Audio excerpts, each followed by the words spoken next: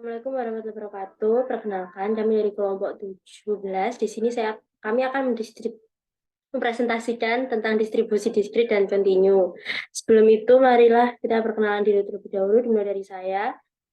Saya Arsanti Pervaya dengan NPM 22192.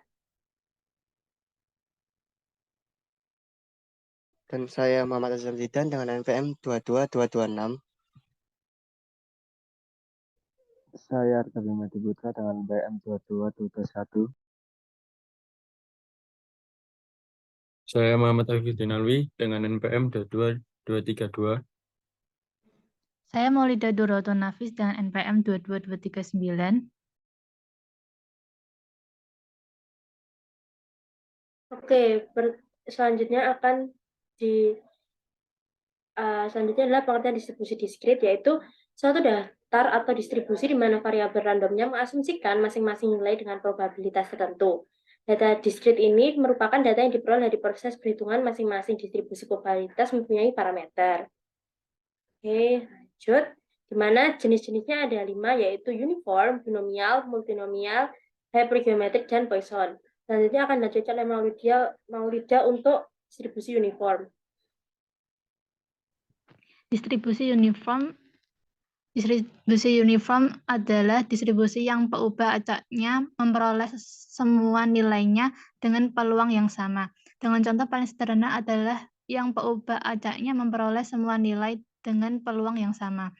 F X N sama dengan F per F X N sama dengan 1 per N X sama dengan X1, X2, X3.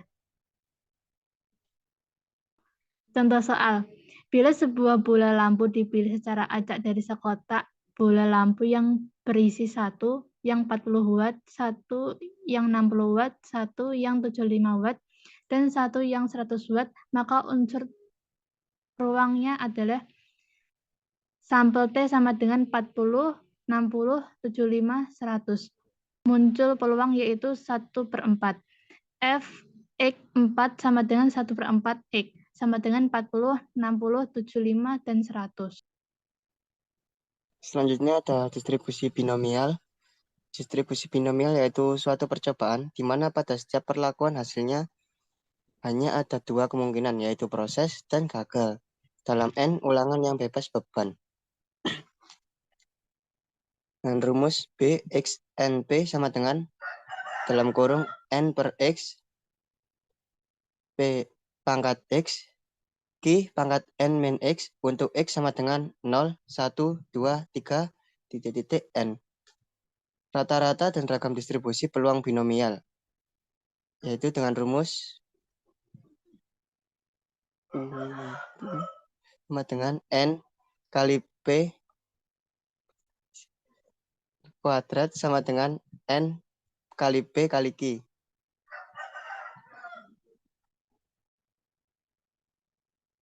Contoh soal, seorang penjual buku mengklaim bahwa 70% buku yang dijualnya baru dan 30% bekas. Jika pembeli memilih acak 8 buku dari toko tersebut, tentukan probabilitas bahwa 5 buku adalah baru. Dalam contoh ini, kita memiliki probabilitas keberhasilan P sama dengan 0,7 untuk memilih buku baru. Dan probabilitas kegagalan Q sama dengan 0,3 untuk memilih buku bekas. Jumlah percobaan N adalah 8 karena kita memilih 8 buku. Kita dapat menggunakan rumus distribusi binomial untuk menghitung probabilitas bahwa 5 dari 8 buku yang dipilih adalah baru. Penyelesaiannya yaitu dengan P dalam kurung X sama dengan 5 sama dengan dalam kurung 8 cus 5 dikali 0,7 pangkat 5 dikali 0,3 pangkat 3, di mana 8 cus 5 adalah kombinasi 8 item yang diambil diambil 5 pada setiap waktu, yang dapat dihitung sebagai 8 per 5 dikali 3 sama dengan 50. Jadi, probabilitas bahwa 5 dari 8 buku yang dipilih adalah baru. Dengan P dalam kurung X sama dengan 5 sama dengan 56 dikali 0,7 pangkat 5 dikali 0,3 pangkat 3 sama dengan 0,278%. Jadi kemungkinan bahwa pembeli memilih 5 buku baru dari 8 buku yang tersedia adalah sekitar 0,278%. Untuk distribusi multinomial, ini adalah penentuan probabilitas hasil yang dikategorikan dalam lebih dari 2 kelompok. Perbedaannya dengan distribusi binomial adalah binomial memiliki jumlah sukses dari N percobaan independen di mana hasil yang dikategorikan hanya dalam 2 kelompok percobaan, yaitu sukses atau gagal. Dengan rumus yang sama, yaitu f x n p sama dengan n faktorial per x1 faktorial, x2 faktorial, xk faktorial dikali p1 pangkat x1 dikali p2 pangkat x2 dan px pangkat xk. Lalu dengan contoh soal adalah 2 buah dadu dilempar 6 kali. Berapa peluang muncul pada bilangan yang hasil percobaannya adalah 7 atau 11 sebanyak 2 kali. Bilangan yang sama muncul sekali dan hasil yang lainnya muncul 3 kali. Dengan penyelesaian, kejadian E muncul bilangan yang hasil penjumlahannya adalah 7 atau 11 sebanyak 2 kali dengan peluang 6/36 tambah 2/36 sama dengan 2/9. Lalu kejadian E2 muncul bilangan yang sama sebanyak 2 kali dengan peluang 6/36 atau 1/6. Kejadian E3 muncul hasil lainnya sebanyak 2 kali, peluangnya adalah 1 min 2/6 min 1/6 sama dengan 11/18. Jadi N sama dengan 6, di mana X1 sama dengan 2, X2 sama dengan 1, dan X3 sama dengan 3. Maka Fxnp sama dengan 6 faktorial per 2 faktorial, 1 faktorial, 3 faktorial, kali 2/9 kuadrat, 1/6 pangkat 1, dan 11/18 pangkat 3, yang hasilnya 11,27. Si benda diberi label berhasil dan N sampai K benda lainnya diberi label gagal. Maka distribusi peluang bagi pengubah acak hipergeometrik X yang menyatakan banyaknya keberhasilan dalam contoh acak beraturan N. K dalam kurung N, N, K sama dengan KN min K X dalam kurung N min X per K per X untuk X sama dengan 0,1,2 titik K. Next.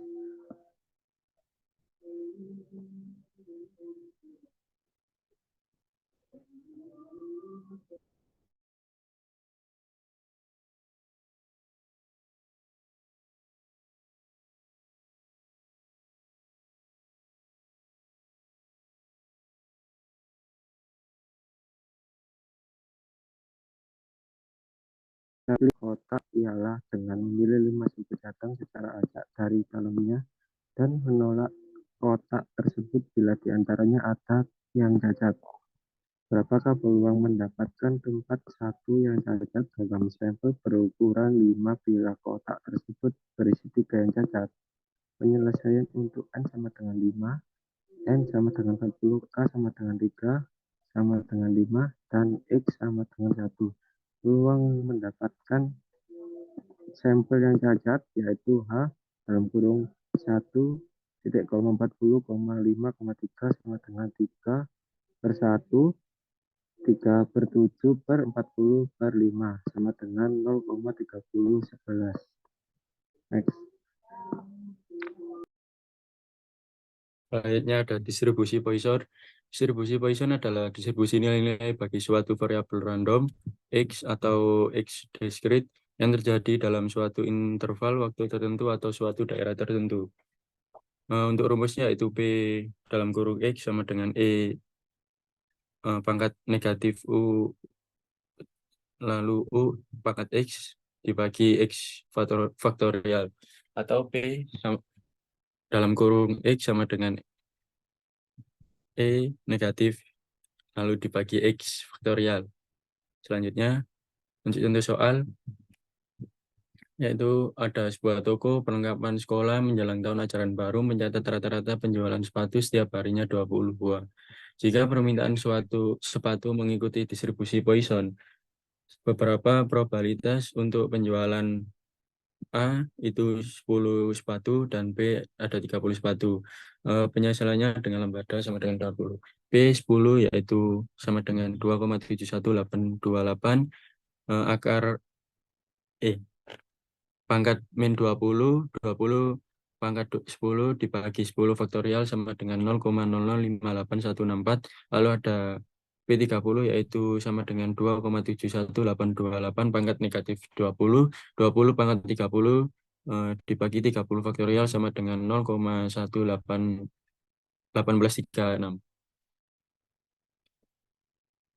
Oke, itu dulu untuk distribusi diskrit kali ini. Akan dilanjutkan distribusi kontinu di PPT selanjutnya. Baik, materi selanjutnya adalah distribusi kontinu.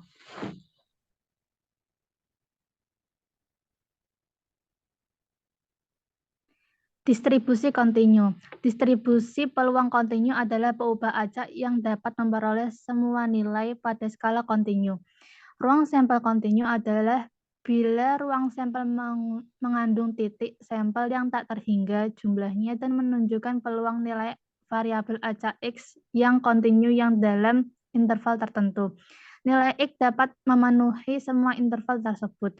Data kontinu memiliki jumlah nilai kemungkinan yang tak terbatas yang dapat dipilih dan ditentukan dalam rentang tertentu. Secara statistik, rentang pada data kontinu mengacu pada perbedaan antara pengamatan tertinggi dan terendah. Contohnya adalah data terkait usia, tinggi, dan berat badan seseorang, waktu yang dibutuhkan untuk mengerjakan sesuatu, suhu, uang, dan lain sebagainya. Jenis distribusi kontinu. Normal Gauss, chi-square, eksponensial, distribusi T, distribusi F.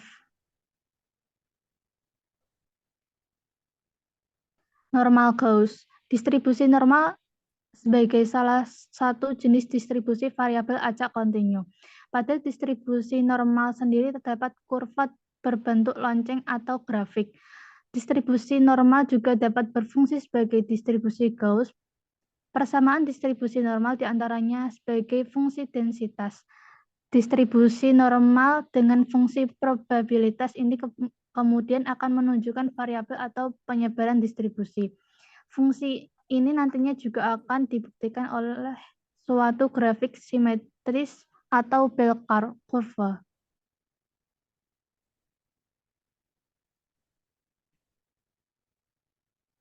Contoh soal. Dalam suatu ujian terdapat 300 siswa yang mengikuti ujian tersebut. Rata-rata dari nilai ujian yaitu 70 setara simpangan baku hasil ujian tersebut adalah 10. Jika data nilai hasil ujian siswa tersebut berdistribusi normal, maka berapa persen mahasiswa yang mendapat nilai A jika syarat untuk mendapat nilai A adalah nilai lebih dari 85. Penyelesaian dengan mu sama dengan 70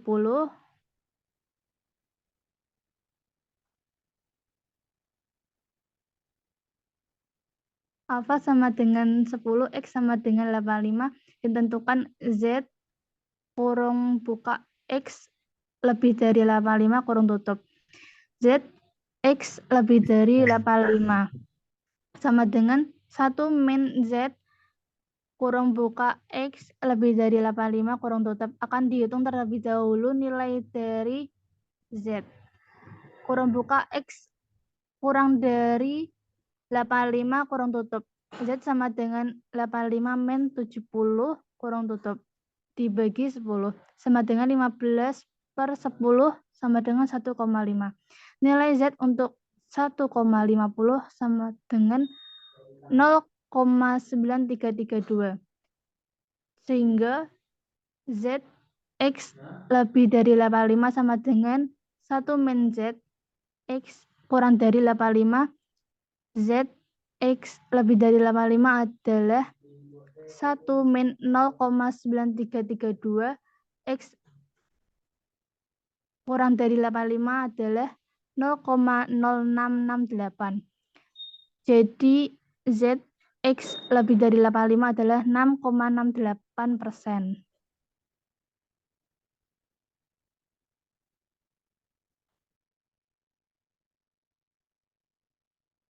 Selanjutnya ada distribusi eksponensial.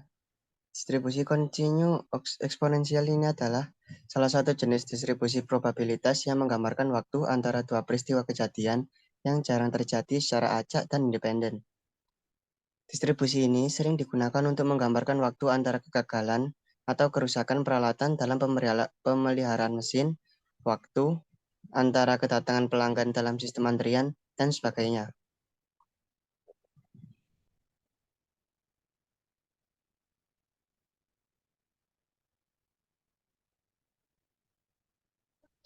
Contoh soalnya, suatu sistem mengandung sejenis komponen yang daya tahannya dalam tahun dinyatakan oleh peubah acak T.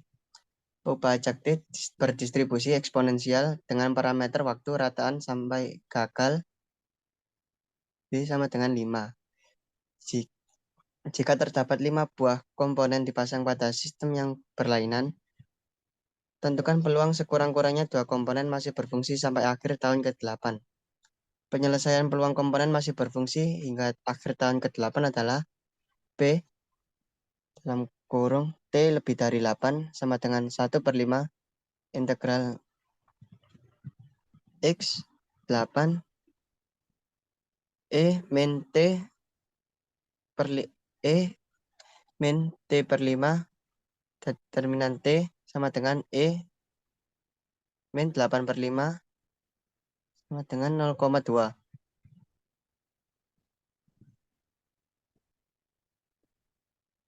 Distribusi kuadrat merupakan distribusi gamma dengan alfa sama dengan 2, beta sama dengan 2. Dengan distribusi ini dapat dipakai untuk menguji hipotesis teori sebagai rumus dari statistik uji. Dengan hipotesis tersebut, di mana fungsi peluang ini diperlukan untuk parameter V atau disebut juga dengan dB, yaitu derajat bebas dengan mean dan varian distribusi oleh mu sama dengan V dan sigma kuadrat sama dengan 2V.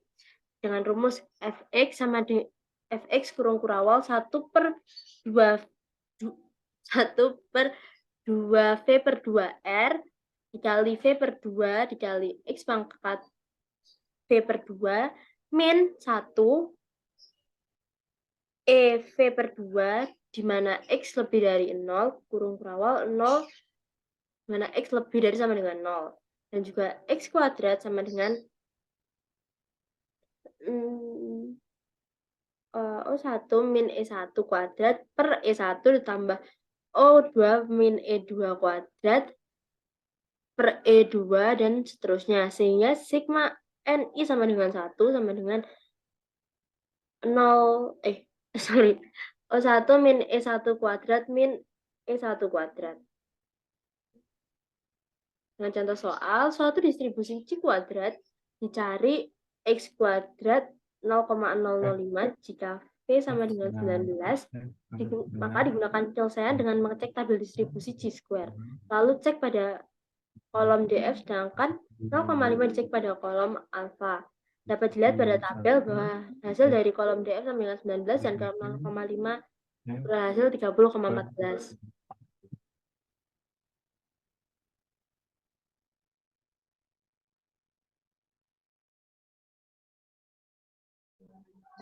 Distribusi T. Distribusi dengan variabel acak kontinu selain distribusi normal dan distribusi normal baku adalah distribusi T student atau distribusi T. Grafik fungsi kerapatan peluang dari distribusi T menyerupai grafik fungsi distribusi normal. Tergantung dari nilai peluang A dan derajat kebebasan U dibaca mu. Nilai T menggunakan tabel distribusi T pada tabel nilai kritis. Contoh soal, tentukan nilai T tabel untuk A sama dengan 0,05 dalam kurung T 0,05 dengan derajat bebas 19 menggunakan penyelesaian nilai T untuk A sama dengan 0,05 dalam kurung T 0,05 dengan derajat bebas max 19. Jika daerah yang dimaksud di sebelah kanan, maka T terletak pada kolom ke-6 dalam kurung A sama dengan 0,05. Nilai T dan garis ke-19 dari kolom derajat kebebasan U diperoleh nilai T 1,729. Jika daerah yang dimaksud di sebelah kiri, maka T bertanda negatif, yaitu negatif 1,729. Next.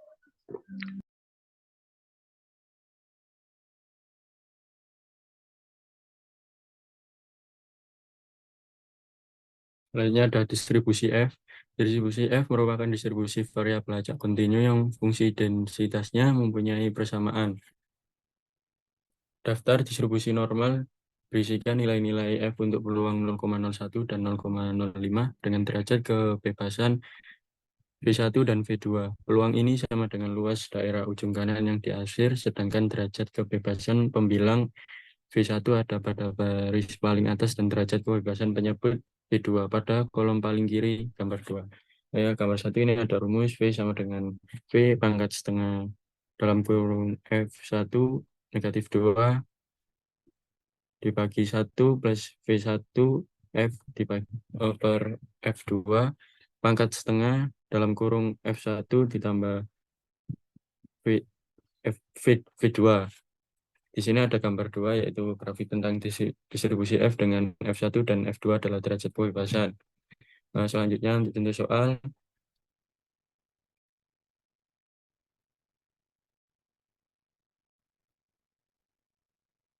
Tentukan nilai dari F0,012 dalam kurung 12,20.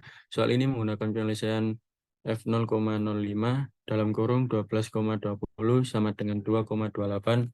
Selanjutnya P sama dengan 1 negatif 0,05 sama dengan 0,95. F 0,95 dalam kurung 20,12 sama dengan 1 per F 0,05 dalam kurung 12,20 sama dengan 0,04.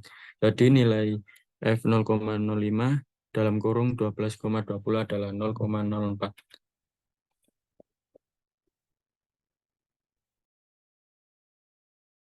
Sekian, terima kasih. Bila ada salah kata, mohon dimaafkan. Wassalamualaikum warahmatullahi wabarakatuh.